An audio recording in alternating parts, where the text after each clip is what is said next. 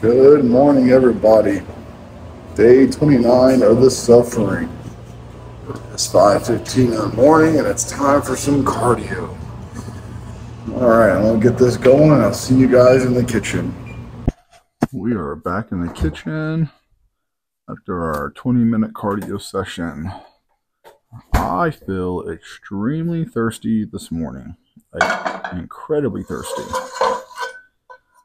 I thought I drank plenty of water yesterday, but I guess I didn't, because this morning my thirst is just like a whole entire another level. So today I'm going to make sure I drink plenty of water. I'm not going to overdo it with the water, but I'm going to make sure that I get plenty of water, at least a gallon and a half, which is about typical for me. I normally get about a gallon and a half of water, but man, yesterday I guess the humidity or the heat just drained me a little bit more than what I thought, and just kind of like dehydrated me a little bit. So just gonna increase my water intake. And it's day 29. We are one day away from hitting 30 solid days. This is Monday of week 5 going into this. And we're getting closer and closer to the end. Every single day that goes by, we're getting closer and closer. I cooked my chicken differently than what I normally do. Well, I still boiled it. Don't get me wrong. I still boiled it. But what I mean is, I normally cut it up. Like, I normally cut my chicken into, like, each chicken breast gets sliced into 3 pieces. And then once I slice up 15 pounds, that's what I boil. But this week, instead of slicing them up, I went ahead and left them whole. And then I boiled them, and I'm going to see if that makes them a little bit juicier. Juicier, I mean not so incredibly dry, which isn't like a huge difference. Well, that one, I'm sorry. It's a huge difference compared to what I'm eating right now. Oh, boiled chicken. It's still boiled chicken. Yes, it is still boiled chicken, but hopefully it won't be as dry as it's been by leaving it whole, because maybe it just won't dry it out as much. I don't know. We'll find out today when I eat my first meal at 9 o'clock if it made a big difference on my level of moisture in my chicken. And I'm 217 pounds as of yesterday, down 18 pounds in 28 days, which is pretty remarkable. But I do feel like I have gotten stringy, and I do know that a lot of this is to do with how restrictive my diet is and how much cardio I'm doing. Obviously, what else would it be?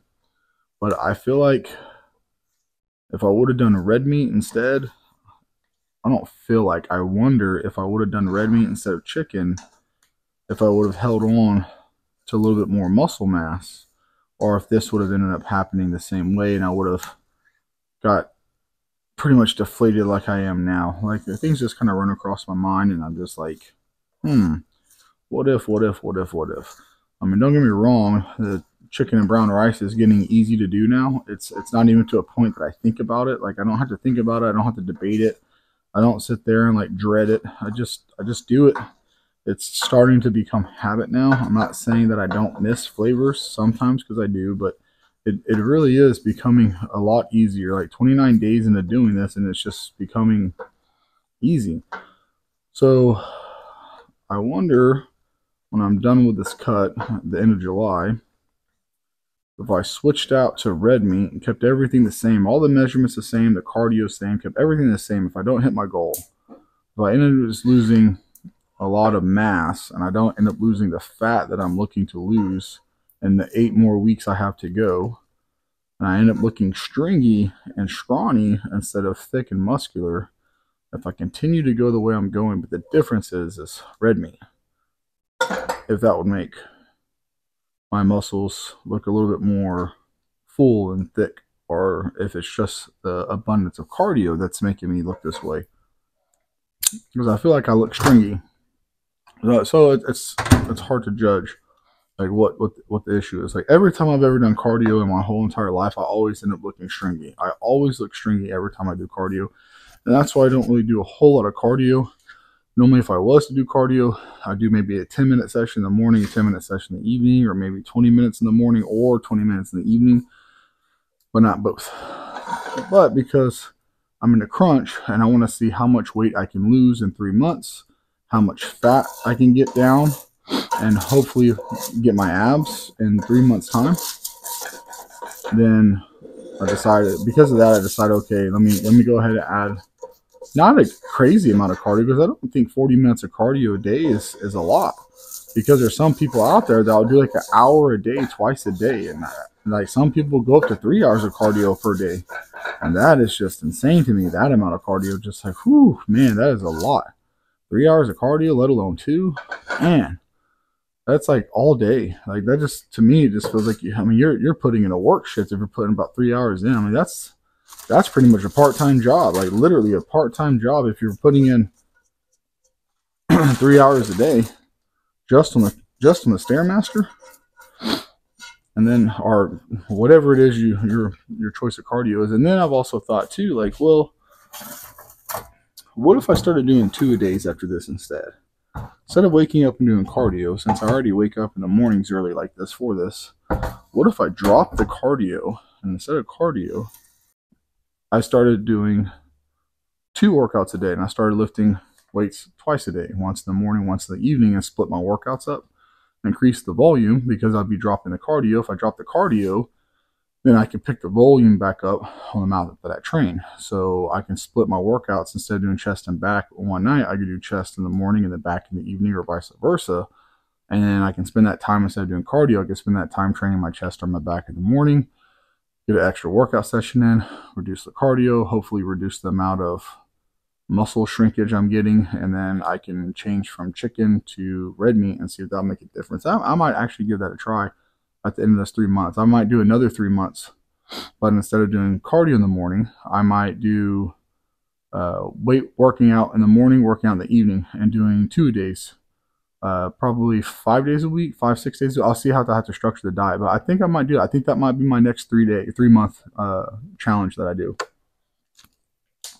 Okay, I'm going to go ahead and turn this off so I can eat, and I will see you guys at 9 o'clock.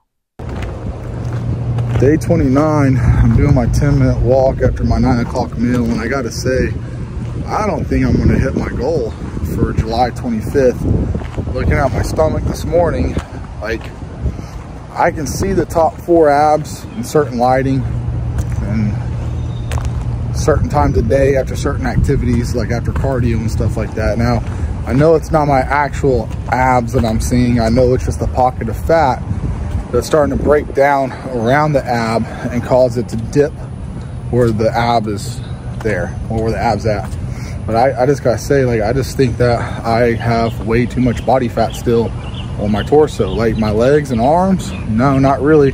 My arms are withering away. They're getting smaller and smaller by the day, to be honest. And I feel like most of the weight I'm losing is muscular, like, which is crazy because I'm getting 330 grams of protein a day.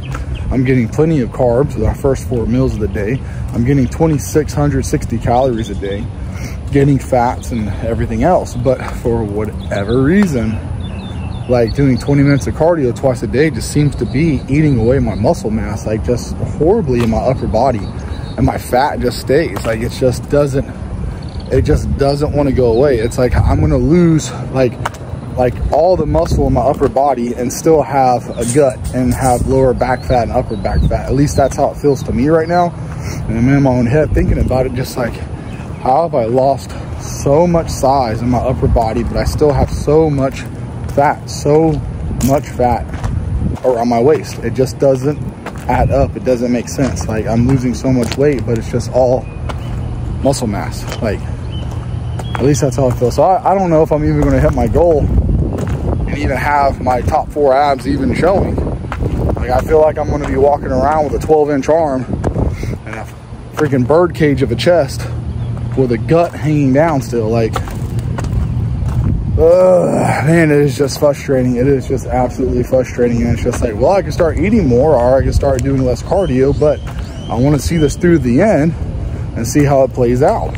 And then from there, I'm going to make my adjustments in the end of July, and I'm either going to go up in food and go down in cardio, or vice versa, or just whatever. But it gets mentally frustrating sometimes when you're just not seeing it and you're not feeling it, especially whenever you work so hard to put on so much muscle mass, and it just feels like it's just going away. It's just the only thing leaving. Just say bye. All right, I'll see you later. It's unbelievable. Unbelievably frustrating is what it is.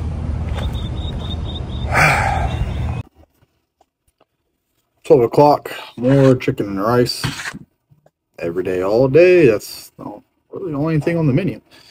Okay, so I get in my head a lot sometimes, especially when it comes to losing weight, because like I've worked so hard to be so big, and I've always dreaded being a small, skinny guy. I've never wanted to be small or skinny. It's not something that I've ever welcomed. Like, honestly, I'd rather be fat and out of shape than skinny as a rail. Like, if you ask me, would you rather be 155 pounds, 160 pounds and skinny, or would you rather be 290, 300 pounds overweight? I'd rather be 300 pounds overweight, to be honest. I don't like feeling small. And I know this isn't a healthy mindset to have, but it's just being honest about how things are for me. So being on this cut, losing 18 pounds in 4 weeks is fantastic. And the only thing is, like, I just can't get out of my own head about, like, why is it that I still have so much belly fat? Why is my upper body shrinking up so much? Like, I don't understand. Like, and I'd be like, oh, 18 pounds is too much. It's 4.5 pounds a week over the course of 4 weeks. You should be losing 1 to 2 pounds a week. It's slowed down to about 2 pounds a week is what it's doing. The first week was nothing but pretty much water weight. So that is still total body weight, but it's not calculated into like how much body mass I've lost as far as it goes for muscle versus fat. And now I'm at the point where I'm flat and I'm not feeling weak, to be honest. Like, my gym lifts are still getting better. I'm still lifting heavier. I'm still doing more reps. I'm still doing more weight. So I know as long as my strength continues to progress forward, I'm making forward progress, and I'm doing what I need to do in the gym to make sure that I'm still moving in the right direction. I'm doing, 8 to 12 sets just shy of failure. I'm sorry, 8 to 12 reps just shy of failure. But I can't help but think, like, maybe I need to, like, go to failure. Like, what if I did a rest pause or drop sets, or what if I did forced reps and negatives? Like, maybe that's what I need to do to keep my upper body intact and keep it from shrinking. But then I'm like, no, you're probably going to be doing too much and overstimulating. Then your body's going to start breaking down even faster, because you're trying to preserve the muscle. You're not trying to lose the muscle. You're not trying to gain it, and you're not trying to lose it. You're just trying to keep what you have while you're in a deficit to cut weight. And then part of me is like, no. You really need to push harder in the gym. You got to push as hard as you can. But it's like, yeah, that's great, but that's also how you get hurt when you're in a deficit and you don't have as much calories and body fat and everything else. You have to be a little bit more cautious, a little bit more mindful. And the other part of me is like, oh, you're probably not eating enough protein. You probably need to go from like 330 grams up to 450, and that's why you're burning so much muscle mass. If you're eating more protein, you preserve more of your muscle tissue, and you wouldn't be burning as much muscle tissue. And then part of me says, stop doing so much cardio. You're doing too much cardio. It's like, well, I got to do cardio to be able to burn the fat. It's like, well, the cardio is only to increase the deficit. So if you decrease the food if you increase the cardio to burn more calories, getting rid of the cardio and decreasing the food pretty much is the same offset without having to spend so much time on the Stairmaster. It's like, yeah, but then again, when you lower the food too much, then you're not getting the adequate amount of calories you need in order to keep the muscle and build the muscle up either. So it's like, if I go too low into a deficit, it's going to have even more catastrophic effects than if I would from just doing more cardio, because at least I'm getting the nutrients I need to preserve the muscle tissue. So it's like in my head, I go back and forth, and I fight this in my head. It's like, look, you're doing everything right. You're only doing 2 20-minute sessions. There's people out there that do an hour, hour and a half sessions twice a day. And you do 2 20-minute sessions. You work out 6 days a week. You greatly reduce the volume on your sets. You're eating 6 meals a day. You're getting adequate amount of everything you need. Just trust the process. Keep pushing forward. Once the cut's done, and in August, you can start bringing your calories up by adding more protein, adding a little bit of sodium, seeing how your body responds to the sodium, and then you'll be able to make the adjustments you need to be able to continue forward. Just calm your mind down and just keep going. It's just a nonstop battle. It's one of those things, man. Like I almost want to hire a trainer just so I do, and I don't think like a box gym. I'm not talking about like, oh, I'm gonna go to like 24 Hour Fitness and hire a personal trainer there. No, no, no, no. Not trying to take nothing away from those guys, but that's not what I'm looking for. Just some guy who did some online class. Like I would go after an actual like mid middle ground, higher end, elite like bodybuilding coach that costs more money, so I could just unplug my brain and be like, okay, do this, okay, eat this, okay, work out like this, okay, do this much cardio, okay, and I could just unplug, But I'm not ready to do that yet. I'm gonna take this to the end of this 3 months, see where I end up on my own. And then from there is whenever I'm going to decide on which direction I want to go into. If I want to continue to cut, take a break from the cut, start trying to do a maintenance phase, not bulk, not put size back on, like a maintenance phase to give my body a break from all the cardio and the restriction, let my body level out, and then go back into another cut to finish up what I'm not able to accomplish this go around. Now, I'm hoping I'm able to get what I want out of this program by the end of this next 7 weeks and 4 days. Reality is setting in for me where it's just like, you don't have enough time, man. Like, you still got way too much body fat, like way too much body fat. And the rate that you're going to have to push in order to get there, you're going to lose even more muscle mass if you push the envelope even harder. Take a deep breath, calm down. 1 to 2 pounds. You're going to be down anywhere between 7 to 14 pounds more by the end of this, which will take you from, 217 down to around like 205-ish, 210-ish, 212-ish. And then that may not be enough to be able to be where you wanted to be, but it's a lot closer than you were. And then from there, you can just kind of recomp and go into maintenance phase. And then after about 2-3 months of maintenance, go back into it hardcore and then just get at it. But it's just it's frustrating, man. When you feel like you're putting in all the work and effort and you're doing everything right. I know it's like, oh, it's only been 29 days, dude. Take a deep breath. It's not like you've been doing this for like 2 years and you haven't got your abs. Well, I started last May and I got serious in last June, and then from June till July I went hard, and then from July to October I went hard, and then I got injured. And then from October to December, I kind of like messed around here and there and did a little bit of this and a little bit of that. And then January, I kind of started just like maintaining everything. And then it was pretty much May whenever I was like, all right, let me get back on this really hard. So I had a lot of lost ground, a lot of ground I didn't cover, a lot of lost time that I could have covered a lot of ground and I didn't. For my own reasons. It's like, well, you self-sabotage. So what are you crying about? You did it to yourself, dumbass. Like, well, I mean, you did it to yourself. Quit boohoo crying. Just keep going. And that's what I'm doing. I'm just venting. And I'm just letting you guys know, like, all the stuff I'm going through mentally, right? It's just, it's more mental than physical, because, like, physically, my body feels fine. It feels able.